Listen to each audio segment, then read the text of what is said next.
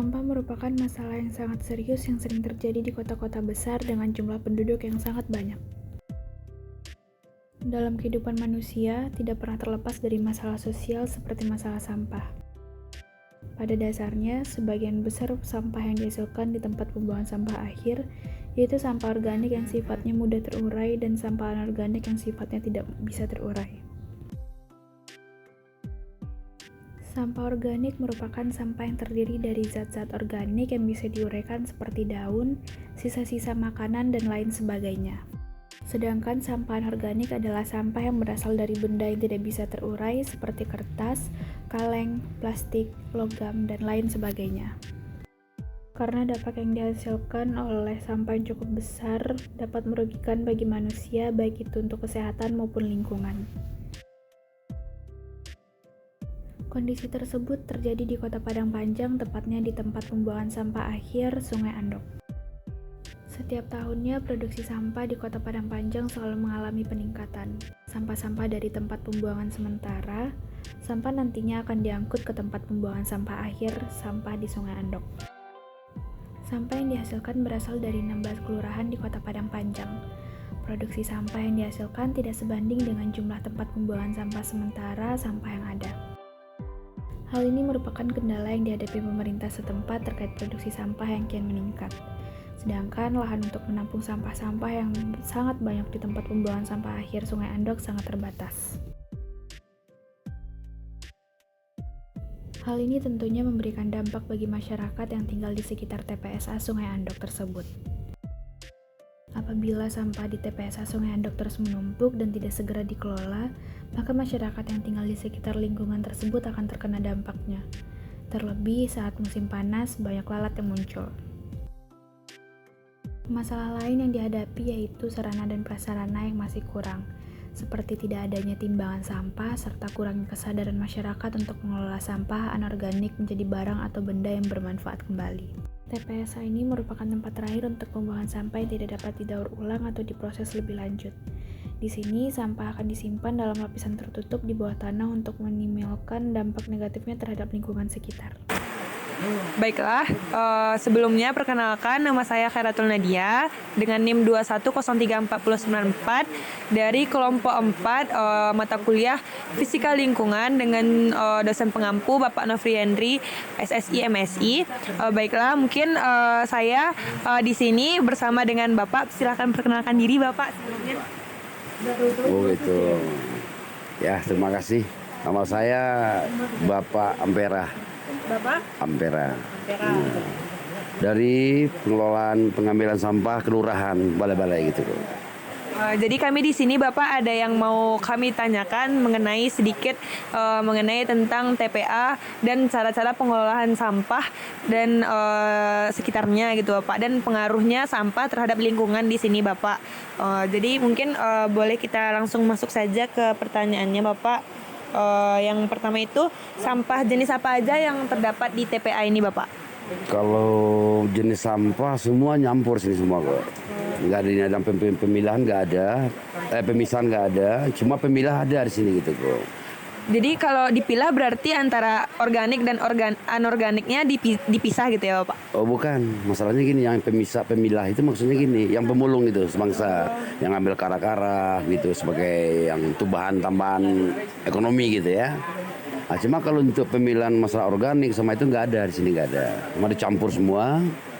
Tapi pengolahannya, pendataannya gitu, ditumpuk di sini semua, tas didatain, ditimbun sama pasir sebelampis gitu kok. Ya. Berarti kalau di sini tuh nggak ada pemisahan organik dan anorganik, cuman ada pemilahannya gitu ya Pak. Kalau itu Pak di sini tuh cuman di Sungai Ando aja yang ada TPA-nya atau di Padang Panjang ada juga tempat lain sebagai TPA-nya Pak? Khusus untuk Permanjang Sungai Ando ini tempat akhir semua, tumpuan di sini semua. Berarti dari beberapa RT RW berarti ke sini semua gitu ya Pak? Khususnya untuk Permanjang yang 2 kecamatan, 16 kelurahan. Di sini semua tumpuan terakhir, tambah limbah-limbah dari pasar gitu Pak. Jadi kan karena semua sampah dari Kota Padang Panjang ini bertumpuk di sini Pak, mungkin kira-kira berapa gitu Pak besaran sampah yang dioper ke sini setiap harinya gitu Pak? Ya kalau masalah pisahan sampah tuh bagian pencatat yang lebih ngerti, tapi saya sebagai yang pemasok ke sini dari kelurahan belum begitu paham ya berapa jumlahnya. Yang lebih tahu itu kan yang pencatatannya masuk gitu ya. Cuma perkiraan saya sekitar berapa dia bilang nih berapa kubik berapa 400 kubik lah gitu kan. Kalau untuk petugasnya sendiri itu dari Dinas Kota Padang Panjang atau bagaimana Pak? Mungkin TPA ini tuh dinaungi atau bagaimana oleh pemerintah Kota Padang Panjang atau bagaimana Bapak? Ya kalau Dinas Kebersihan sih semua dilingkupi dari pemerintah Padang Panjang, di bawah jajaran wali kota ya. Cuma ada instansi namanya Kadis LH-nya ada dari LH.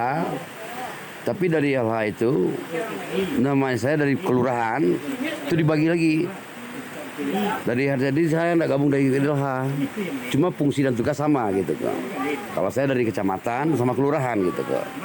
Yang dari kelurahan kecamatan ada 16 punya armada semua, punya armada bentor gitu ya, petugas kebersihan.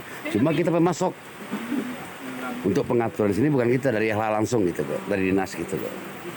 Terus itu lagi Pak tentang apa sih kira-kira dampak TPA ini terhadap lingkungan bagi warga-warga sekitar yang tinggal di sini gitu Bapak? Kira-kira apa aja dampaknya gitu Pak? Kalau untuk dampak, kalau untuk kesehatan alhamdulillah selama ini, cuma yang jadi masalah sekarang kalau musim panas gitu ya, nyamuk ini banyak ini. Kayak lalat gitu. Lalat bukan Ya, nyamuk Pak. Lalat ya. Itu yang sering untuk kendala untuk masyarakat. Untuk kesehatan alhamdulillah lah nggak ada masalah. Berarti untuk kesehatan secara spesifik belum ada dampaknya gitu ya Pak terhadap masyarakat yang ada di sini. Tapi kalau misalkan musim panas baru ada lalatnya di sini ya. gitu Pak. Cuma kedawan itu. Apakah ada tindak lanjut dari warga-warga sini mengenai lalat-lalat itu atau bagaimana Bapak? Yang penting lalat, kalau masyarakat udah ada permasalahan komplain masalah lalat, itu dari lingkungan LH sigap untuk penanggulangan itu. Racun nih, bagaimana tuh? Ternyata tindakan lah gitu. Udah mungkin sekian aja pertanyaan dari kami Bapak mengenai TPA ini dan dampaknya terhadap lingkungan serta bagaimana aja pengolahan sampah-sampahnya di sini Bapak. Mungkin terima kasih Bapak telah meluangkan waktunya kepada kami untuk pertanyaannya Bapak. Pengaruh TPSA terhadap lingkungan yaitu seperti adanya pencemaran tanah.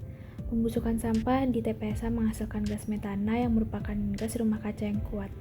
Gas ini dapat merembes ke tanah di sekitarnya dan mengganggu ekosistem lokal. Pada pencemaran udara, selain gas metana, TPSA juga dapat menghasilkan gas lain seperti amonia dan senyawa organik volatil yang dapat berkontribusi terhadap pencemaran udara lokal atau yang disebut dengan emisi gas. Pada pencemaran air, proses dekomposisi sampah yang dapat menghasilkan lindi. Lindi merupakan cairan yang terbentuk dari air hujan yang meresap melalui sampah. Lindi mengandung zat-zat berbahaya dan berpotensi mencemari air tanah atau sungai terdekat. Zat-zat dari lindi seperti logam berat dan bahan kimia dapat mengganggu kualitas air, yang akan berdampak pada kehidupan akuatik dan kesehatan manusia yang bergantung pada air tersebut. Zat-zat berbahaya dalam lindi pun yang merembes ke tanah dapat mengkontaminasi dan merusak kesuburan tanah serta kehidupan mikroba yang ada di dalamnya.